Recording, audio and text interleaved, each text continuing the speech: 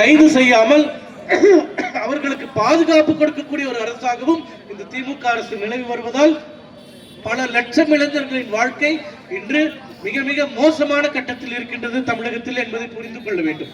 ஏற்கனவே தமிழகத்தில் மட்டும்தான் இந்தியாவில் எங்கேயும் இல்லாத அளவு நாள் ஒன்றிற்கு 1,10,00,000 மக்கள் குடிப்பழக்கத்திற்கு அடிமையாகி தினந்தோறும் குடித்துக் கொண்டிருக்கிறார்கள். ஒரு நாளுக்கு 1 கோடி பாட்டில் டாஸ்மாக் கடைகளில் விற்கப்படுது.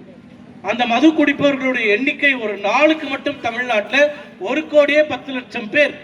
இந்த திராவிட மாடல் அரசு என்பது தமிழர்களை எப்படி குடிகாரர்களாக மாற்றியதோ அதே போன்று கஞ்சா புகைப்பவர்களாக தொடர்ந்து மாற்றிக்கொண்டே வருகின்றது.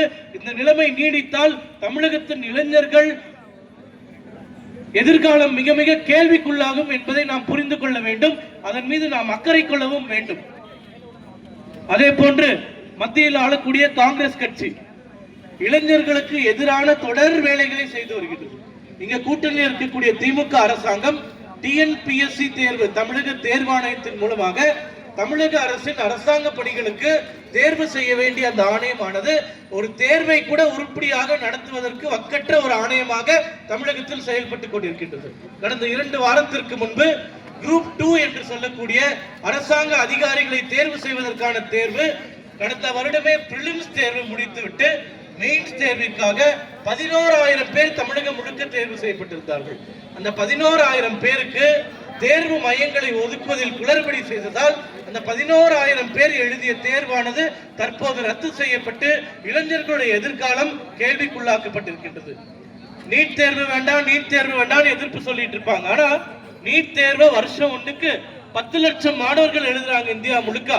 ஒரு பிரச்சனையும் நடக்கிறது இல்லை. ஆனா வெறும் 11,000 பேர் எழுதக்கூடிய ஒரு தேர்வை முறையாக நடத்துவதற்கு வக்கற்ற துப்பற்ற ஒரு அரசாங்கம் திமுக அரசாங்கம் இங்கே நம்மளை ஆட்சி செய்து கொண்டிருக்கிறது என்பதை நாம் புரிந்து கொள்ள வேண்டும். அதே போன்று இங்கே மதுரையில் இருக்கக்கூடிய ஒரு எம்பி சு வெங்கடேசன் 2 நாட்களுக்கு முன்பு அரசாங்கத்திடம் பல்வேறு கோரிக்கைகளுக்காக போராடி கொண்டிருந்த மாற்றுத்திறனாளிகள் மீது திமுக அரசாங்கம் தாக்குதல் நடத்தி இருக்கின்றது.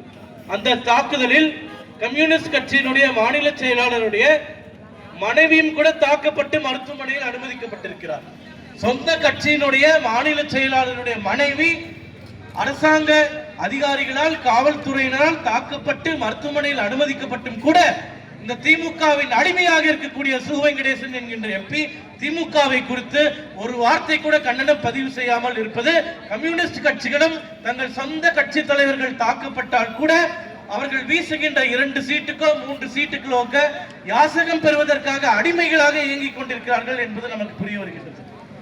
டெல்லியில ஆர்டிபிஷியல் இன்டெலிஜென்ஸ் செயற்கை நுண்ணறிவு என்று சொல்லக்கூடிய ஒரு மிகப்பெரிய ஒரு தொழில்நுட்பம் உலகையே இன்று ஆண்டு வருகின்றது. அது குறித்த மிகப்பெரிய மாநாடு ஒன்றை பாரத பிரதமர் நரேந்திர மோடி அவர்கள் நடத்தி வருகிறார். டெல்லியில் கிட்டத்தட்ட 150 நாடுகள்ல இருந்து மக்கள் அந்த மாநாட்டில் கலந்து கொள்வதற்காக வந்திருக்கிறாங்க. பல்வேறு நாட்டினுடைய அதிபர்கள், மிகப்பெரிய சர்வதேச நிறுவனங்களுடைய தலைவர்கள், முக்கிய பொறுப்பில் இருக்கக்கூடியவர்கள், இவங்க எல்லாரும் அந்த மாநாட்டிற்கு வந்து கலந்து கொண்டிருக்கிறார்கள். அந்த மாநாட்டின் மூலமாக மட்டுமே லட்சக்கணக்கான இந்திய இளைஞர்களுக்கு வேலை வாய்ப்பு கொடுக்கப்படும் என்று சொல்லப்படுகின்றது.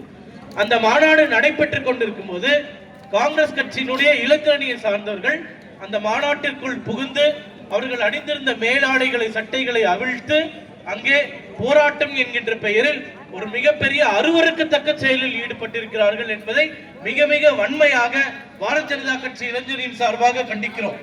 இவர்களை ஒழுங்காக சீராக வழி நடத்த லாயக்கற்று இருக்கும் திரு ராகுல் காந்தி அவர்களுக்கும் மிக வன்மையான கண்டனங்களை நாங்கள் பதிவு செய்கிறோம். ராகுல் காந்தி அவர்கள் இந்த நாட்டை ஆளுவதற்கு தகுதி இல்லாத ஒரு காங்கிரஸ் எம்பியாகவும் காங்கிரஸ் தலைவராகவும் இருந்து வருகிறார். அவர் செய்த இந்த அநாகரிகமற்ற செயல், எப்போதும் ஏற்றுக்கொள்ள முடியாத ஒரு செயல், மிக மிக கண்டிக்கத்தக்கது என்பதை உணர்த்தும் வகையில் இங்கே அவருடைய படமானது நம்மளுடைய கட்சி தலைவர்கள் கையில் கொடுக்கப்பட்டிருக்கின்றது. அந்த படத்தை கிழித்து எங்களுடைய எதிர்ப்பை ஜனநாயக முறையில் நாங்கள் தெரிவிக்கிறோம். ராகுல் காந்தி என்பவர் இந்த நாட்டை ஆள்வதற்கு ஒரு நாளுமே தகுதி இல்லாத தலைவர். அவரை தூக்கி வைத்து கொண்டாடி கொண்டிருக்கக்கூடிய திமுக, மு க ஸ்டாலின் உதயநிதி ஸ்டாலின் இவர்கள் அனைவருமே தமிழகத்திலிருந்து விரட்டப்பட வேண்டிய விஷசக்திகள் என்பதை நாம் புரிந்து கொள்ள வேண்டும். மதுரை மாநகர் அனைத்திற்கும் பெயர் பெற்ற ஒரு மாநகர், வரலாற்று தொன்மை வாய்ந்த ஒரு மாநகர். இன்னைக்கு இந்தியாவிலேயே குப்பை மேலாண்மை செய்வதில் கடைசி மாநகராக வந்ததற்கு இங்க இருக்கக்கூடிய திமுக அரசாங்கமும் இங்க இருக்கக்கூடிய திமுகவினுடைய உள்ளாட்சி நிர்வாகிகளும் உள்ளாட்சி மேயரும் தான் காரணம். ஊழலில் திளைத்து தமிழக மக்கள் மீதும் மதுரை மக்கள் மீதும் எந்தவித அக்கறையும் இல்லாமல் உங்களை ஆட்சி செய்து கொண்டிருக்கிறார்கள். வரக்கூடிய சட்டமன்ற தேர்தலில் இங்க இருக்கக்கூடிய 10 சட்டமன்ற தொகுதிகளிலும் திமுக கூட்டணியை ஓட அடித்து விரட்ட வேண்டும் என்பதை நாம் சூளுரையாக எடுக்க வேண்டும்.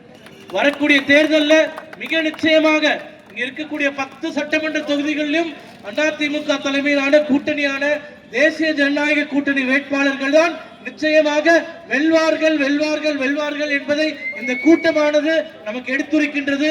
அந்த சூளுரையுடன் அடுத்த 50 நாட்கள் மிக சிறப்பாக தேர்தல் பணி செய்து வரக்கூடிய ஆட்சி அதிமுக தலைமையிலான ஆட்சி என்பதையும் நம்மளுடைய மாண்புமிகு எதிர்க்கட்சி தலைவர் எடப்பாடி பழனிசாமி அவர்கள் முதல்வராக அமர்வதற்கு இங்கே இருக்கக்கூடிய 10 இடங்களையும் நாம் கொடுக்க வேண்டும் என்ற கோரிக்கையுடன் என்னுடைய உரையை முடித்துக் கொள்கிறேன். நன்றி, வணக்கம்.